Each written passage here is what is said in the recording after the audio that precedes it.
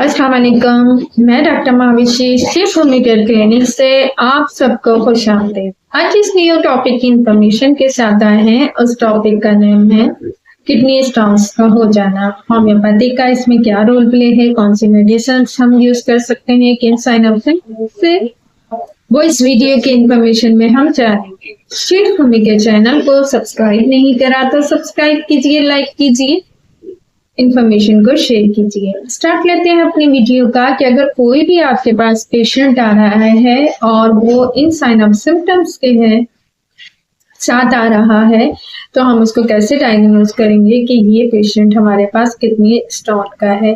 Patient किसी भी as का हो सकता है। पेशेंट आएगा तो आपके पास कंप्लेन करेगा कि मुझे यूरिन पास आउट होने में मुश्किलात का सामना होता है या यूरिन पास करते हुए मुझे बहुत ज़्यादा पेन होता है या यूरिन मुझे बर्निंग के साथ आता है या यूरिन आते वक्त मुझे ईचिंग का एहसास होता है या मुझे खारिश की कैफियत होती है या यूरिन के साथ ब्लडिंग का आना, इन्फ्लामेशन की कंडीशन का हो जाना, स्वेलिंग का हो जाना, यूरिन के ड्रॉप्स आ जाना या पेशेंट को किसी नोजिया या वोमिटिंग की कैफियत का हो जाना, ये साइन ऑफ सिम्टम्स होते हैं कि किडनी स्टोन हो जाएगा। 100% हम इसको इसलिए नहीं करेंगे कि हर पेशेंट की कैफियत अलग अलग होगी। जैसे उनकी एज होगी, उनके साइन ऑफ सिम्टम्स होंगे, उसी के मुताबिक हम अपने पेशेंट को डायग्नोज कर सकेंगे। अब आपने फर्स्ट तो ये नोट करना है कि उसकी एज कितनी है, ओल्ड एज का है, यंग एज है, कोई बच्चा है, फीमेल है, लेडी है, वुमेन है, मैरिड है, अनमैरिड है। इन बातों का ख्याल रखना है। फिर कि पेशेंट को हमने ये भी देखना है क्या वो एक्यूट कंडीशन में है या क्रॉनिक एज में है। इस पेशेंट को किसी दूसरी पैथोलॉजिकल कंडीशन तो नहीं, किसी डिजीज में मुब्तला तो नहीं। बहुत सारे पेशेंट हमारे पास ऐसे होते हैं कि मैरिड अगर फीमेल आ रही है या अनमैरिड आ रही है तो कोई मेंसेस पीरियड्स का इश्यू नहीं हो, कोई हार्मोन्स इसके इम्बैलेंस नहीं हो, कोई डायबिटिक का पेशेंट नहीं हो, कार्डिक का इश्यू नहीं हो।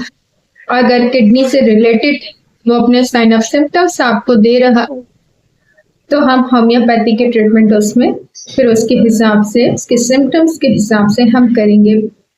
बहुत सारे लोगों को इस तरीके से होता है कि ओबेसिटी होने की वजह से भी ऐसी कैफियत हो जाती है। बहुत सारे लोग पानी का इंटेक नहीं करते हैं तो भी ऐसे साइन ऑफ सिम्टम्स आ रहे होते हैं। डिहाइड्रेशन की शिकायत होती है, उसमें भी ये कैफियत हो सकती है। किसी किस्म की क्रॉनिक सीरियस डिजीज में मुब्तला हो जाना, ब्लडर की वीकनेस हो जाना, उसमें भी ब्लडिंग आने की कैफियत होती है। अब देखिए हर पेशेंट को हर सिम्टम्स अलग होंगे क्योंकि इसमें जो होता है ना वो कॉलिक पेन होता है, बहुत ज्यादा एकदम से सिविलियर पेन होता है कि नहीं पता चल रहा था। कुछ को मल्टीपल कैलकुलाइज होती है, कुछ को पार्टिकल्स होते हैं, कुछ को छोटी होती है, कुछ को बड़ी होती है। अब वो ट्यूब्स में आके फंस जाती है तो एकदम से कोई भी हमने ऐसी बादी चीज खा ली है, होल्डिंग बहुत ज्यादा कर ली है तो हमें बहुत ज्यादा सिविलियर पेन होने की कैफियत हो सकती है। क्योंकि अगर यूरिन हमारा स्टॉप हो गया और स्टोन हमारी ट्यूब में फंस गई तो भी बहुत खतरनाक हो सकती है। हर पेशेंट की नौयत कैफियत अलग अलग हो सकती है।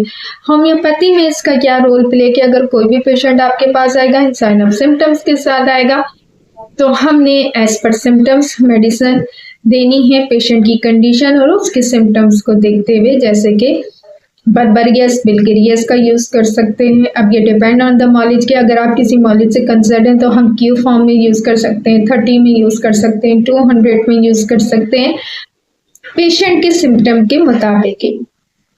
लाइकोपोडियम का इस्तेमाल कर सकते हैं, सारसप्रेला का यूज कर सकते हैं, कैंथरस का इस्तेमाल कर सकते हैं, सल्फर का यूज कर सकते हैं, लाइकोपोडियम हम यूज कर सकते हैं, depend on the patient condition.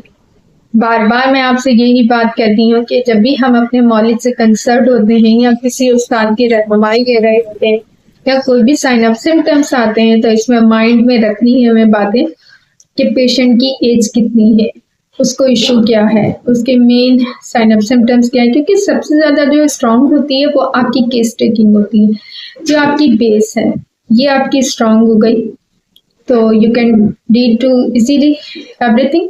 इसी के साथ मैं इजाजत चाहूंगी। Next topic, next video, next information के साथ मुलाकात करेंगे doctor Mahabhishek Sheikh homemaker clinic. अल्लाह।